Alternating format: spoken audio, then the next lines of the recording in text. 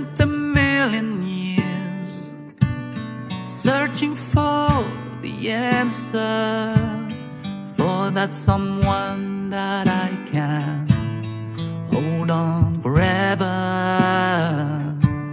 The first time I held you close, it was like a new beginning. I finally found something I could believe in. Thâu có nhớ Nrho Kuv, chỉ mua đã chỉ ở chừng tàu cũ ra kỹ lưu. Mua đơn Nrho Kuv đâu có, Kuv cho lưu đâu có, chỉ nông nói ya to. Thâu có mua cái trong tu, Kuv mà nhớ cái cả.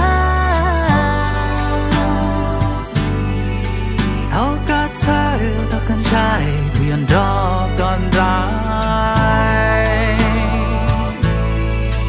Kuv mua ta Nrho Kuv đâu có.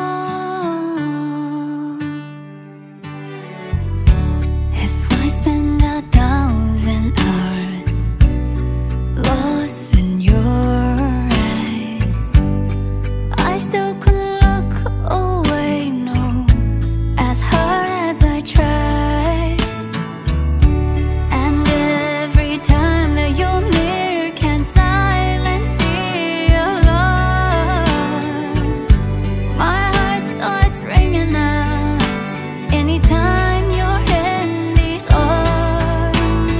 Thâu có nhớ Nrho Kuv, chỉ mua đã chỉ ở trên tàu cũ gió kia lưu. Mua đơn Nrho Kuv đâu có, Kuv cho lưu đâu có, chỉ nung nói ya to.